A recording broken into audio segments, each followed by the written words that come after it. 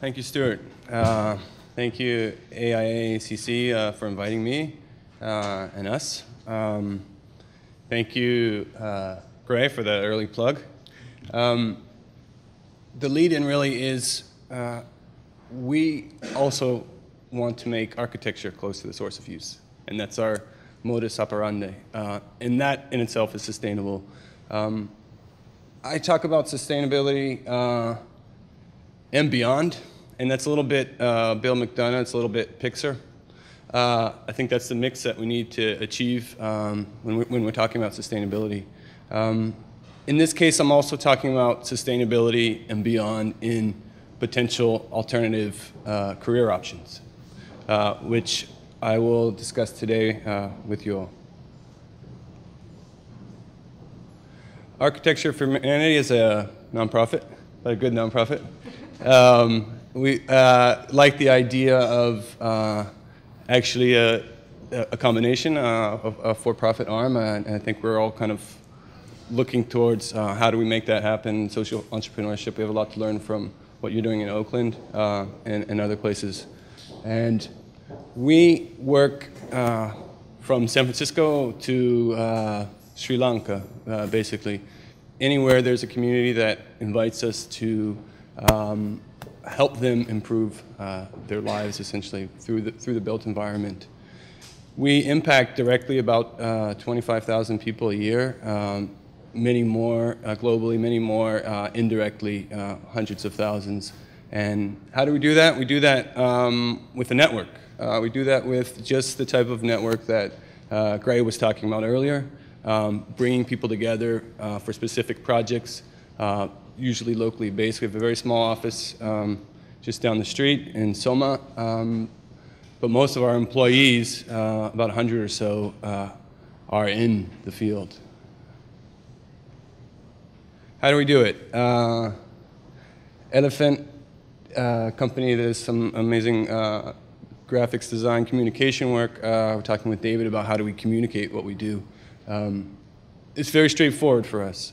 Again, architecture design at the source. We believe that good design can impact the lives of communities that are especially in great need. So a community will come to us. They will say, here's our situation, be it post-catastrophe or simply a need for a school or community center. We'll then reach out to our network, about 50,000 professionals, hopefully 50,080 after this morning, evaluate the proposal, help find funding, and we work always with an architect on the ground, an architect of record in Kenya, Bolivia, whatnot. But oftentimes we send a design fellow from another country. The idea of that is to bring in some outside experience, outside innovative ideas, so that there's a knowledge transfer between the local architect and the international architect, and that goes both ways. So that's one opportunity, actually, for those who are interested in diving in. Janine actually, Chastain worked with us, and she was an incredible asset. We couldn't do the work we do without the volunteers. Hundreds and thousands of volunteer hours go into any project. Then, so we're on the ground, managing again through a open architecture network, soon to be part of World Changing, on site with local architects, engineers. Everything that we do, and this skips a little bit of the process, is based on participatory planning, which adds time. But it's critical to, again, the sustainability of our projects. Sustainability in the sense, which I think is probably the most important aspect of the word, is ownership of the community, maintenance of a structure. And then the community has their school, or their sports pitch, or their clinic, or their local incubator, which we're doing a lot of commercial development in Haiti, for example, small businesses and so forth. So we're all over and growing with chapters, regional offices, one in Haiti, in Sendai, just opened one up in Bogota, and projects. In any given time, there are about 26 projects going in 26 countries throughout the world. There are three primary ways that I want to discuss about both how you can get involved and use them as a way to talk about our work. One, and I was delighted to hear that, that David mentioned a couple of these projects, is through a design competition, international design competition, which we do every 2 years. That's how I got involved. I recently moved from Bogota, Colombia, got involved in the Classroom of the Future competition. This year we did unrestricted access. Unrestricted access is an effort to bring communities together to help them understand how they can re-envision a former military installation. Presidio, Alameda were mentioned today, but throughout the world. So I want to talk a little bit about some of these projects in each of these categories through the people. Andrew Amara, who took a long time to track down, he had the Founders Award because when he registered for the OAN 5 years ago, probably one of the first registrants, he used an email address that he never updated. So we had to do a lot of detective work to find the Founders Award recipient. He's built and we talked about process too. When we saw the final sketches, we said, well, how did you get there? This is in North Uganda. It was internally displaced people. I can't say IDP here without explaining it in this context. And it was a former camp, and he built a project to bring people together. And this is a way to get involved. We're going to look for funding to build this, and we're going to build this. Rana, interesting story with Rana. She's a Libyan architect who I can't see it, so halfway through, sorry.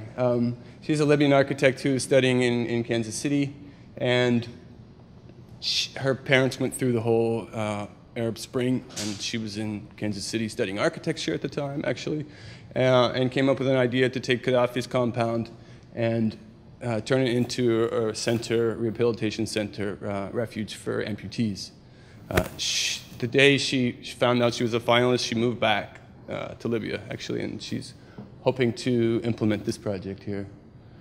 More locally in Oakland, and Oakland is the place to be, isn't it? I'm just new in town, and I think I'll be heading there soon, and not just to visit, especially after this morning. Yeah, Brent Bucknam and the whole team in Oakland who are looking at issues that has to do with chuckers and exhaust, and trying to figure out ways to use natural vegetation to remediate them.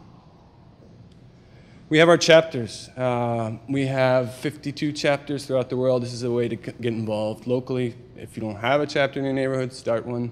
There's one in San Francisco and throughout the world. Chapters are doing projects individually, but also do projects with us in a collaborative fashion. Don't tell anybody, but this is a chapter, but it's not really. We're not allowed to have an actual chapter in Iran for sanction issues, but they function as a chapter. And this gentleman was in Design Like You Give a Damn 2. Puya, who came and volunteered and did an internship with us, and then went back to Iran and built these amazing projects with communities throughout the north of Iran, and now are looking at post-catastrophe design and reconstruction there with the team. Ricardo Daza, who is the spearhead behind the Bogota chapter, is doing things nationally. There are a lot of floods there. I think 1 million people, we don't talk about it here, but I was there at the time, and 1 million people lost their homes in the floods of December 2010. They're doing that, but they're also building, frankly, just playgrounds where there's a need. Megan, who is kind of the head of the chapter here in San Francisco. Is anybody part of a chapter locally? You are. So you guys know about this project.